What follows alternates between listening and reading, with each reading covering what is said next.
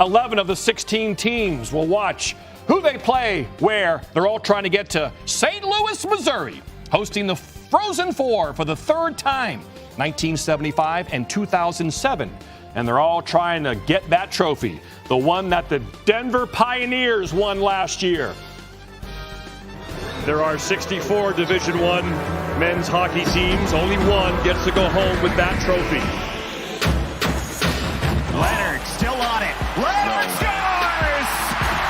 Speed, save, rebound. Oh, save! He scores! Cole Iserman, the freshman. Joey Muldowney completes the hat trick. O'Hara does something marvelous. For the 10th time, they've won the national championship.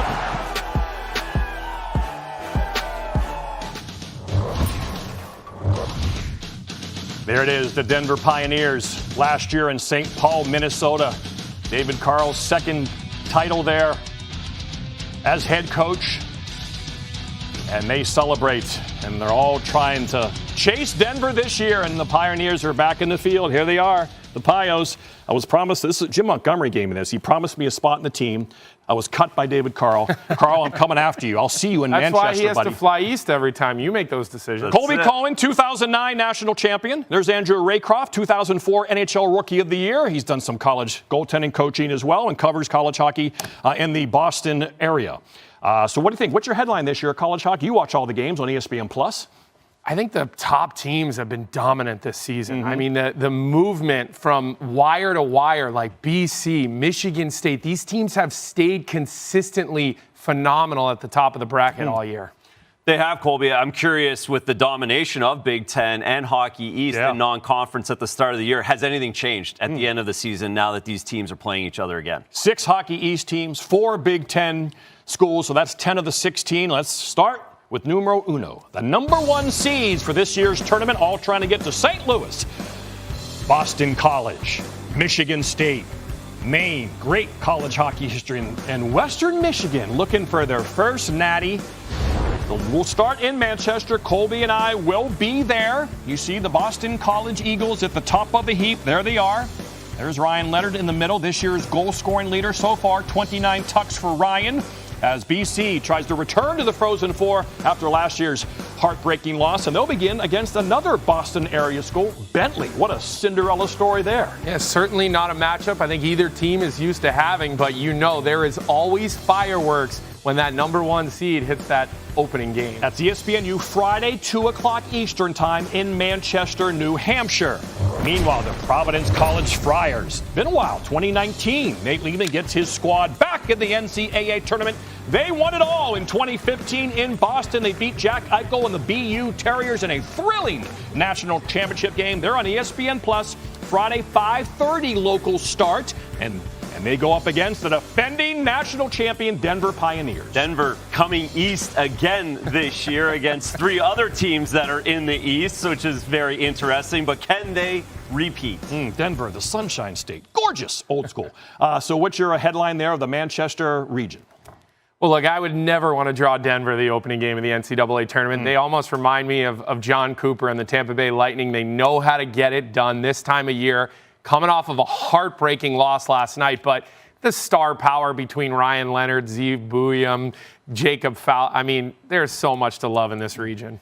There really is, and having it east, 3 teams in the east, it should be well attended. The crowd should be energetic, and with Boston College losing in the quarterfinals, having 10 days off, can they ramp back up as the number 1 seed? All right, let's go to Fargo, North Dakota now for our next unveiling of the squads there, the 4 teams who will take part in the Fargo region. There's Western Michigan. 30 wins. That's a lot of wins. They're a number 1 seed. ESPNU, 5 o'clock Eastern time.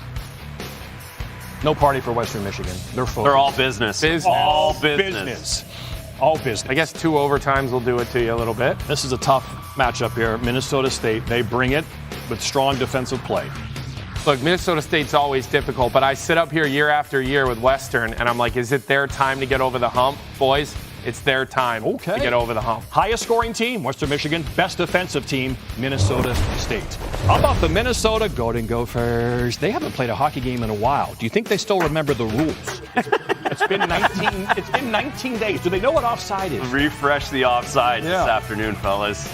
Is that a factor? Absolutely. Sitting around for 19 days, maybe they bring reps in, maybe they try to get some scrimmage, but there is no way to replicate those game reps. So the early parts of that game will be very interesting. They are a fun team to watch when they get going. Of course, the Gophers up against another team who has recently won a national championship, the UMass Minutemen. Hopefully those boys know what the Minuteman is. What's that a reference to? Remember, I asked Kel McCarr back then. He didn't know what a Minuteman was. He just scores goals. Yeah. Revolutionary War kids. Look it up. Minutemen. Again, what's your headline in Fargo? Don't sleep on UMass. Ooh. I mean, I think UMass, Western Michigan, I would love to see the Broncos get over the hump and do it this year. I mean, the way they came back last night, that was a remarkably fun game to watch. And Alex Bump, he's exciting. That kid scores a lot of goals. Yeah, for me, it's rest or rust. Okay. With coming east, and can UMass continue their play? Greg Carville always has his team tournament ready. And then is it goal scoring in this regional, or is it defense? Are the Broncos going to score enough goals, or is it the Minnesota State defense that's going to shut them down? That's the story in this region for me. All right, the viewing parties continue on. Welcome back. NCAA Men's Ice Hockey Selection Special. John Butchergross, Colby Cohen, Andrew Raycroft. And we're going to Allentown. This should be a fun one. And, of course, the Maine Black Bears. What a job by Ben Barr. It was such a great winter in Orono. Colby and I, we went up there to do the Denver-Maine game. Yeah. It was great to take in that community. Hockey East tournament champions. The Garden was electric, Andrew. It was full of Maine Black Bears. They travel. You can drive to Allentown from Maine.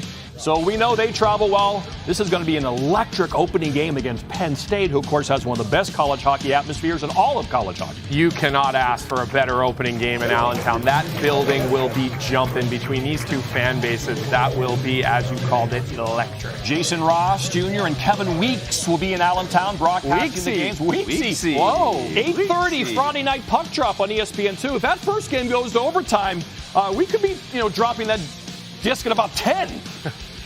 So, well, we should probably cue the brass bonanza now, because the UConn Huskies, for the first time ever, are going dancing. Mike Cavanaugh and the fellas, a great year out in stores in their beautiful new rink. They play at 5 o'clock Eastern on the ESPNU, so that's game one in Allentown. And, of course, the Huskies will take on Rand Pecknold and Quinnipiac. National champions in where? Tampa, you got it. As you take a look at the Allentown regional boys, I think the Maine Penn State might be the best opening game. We mentioned especially the fans are going to be off the hook. And what about the entire region there?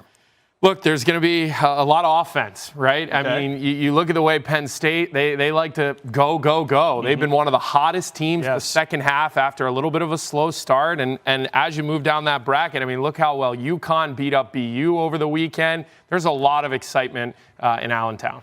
There is, and you have the Connecticut rivalry in the other game. Yes. And that they've played already this year. UConn edging out Quinnipiac 2-1 later in January. So it's a rematch there, and that should be a tightly defense battle. Yeah, the Connecticut Ice Tournament, which is a new tournament here in Connecticut with the 4 D1 Connecticut schools, Sacred Heart and Yale as well. And it was UConn and Quinnipiac in the semifinals, with UConn winning. Let's go to Toledo. Colby and I, again, we'll be in Manchester. I failed to mention Roxy and Ben Clymer in Fargo. I just mentioned Jason Ross Jr. and Kevin Weeks in Allentown. And in Toledo, Kevin Gale and Sean Richland. Richie, my boy. Of course, not a Spartan. He's a Wolverine.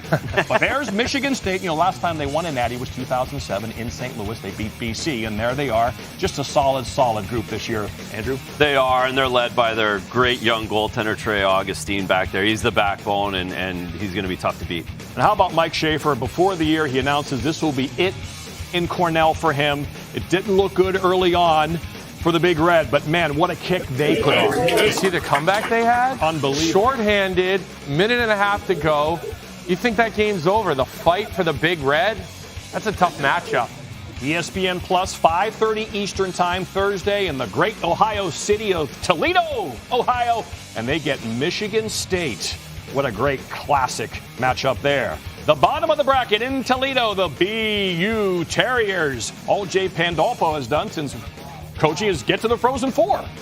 It's been 2 in a row, third tournament. They win a lot of games. I think that's all you can ask for from the leader of a program. You saw a lot of them this year, Andrew. What stands out for BU? Their scoring ability, their power play, their ability to push the pace and have depth scoring throughout. They're formidable when they get cooking.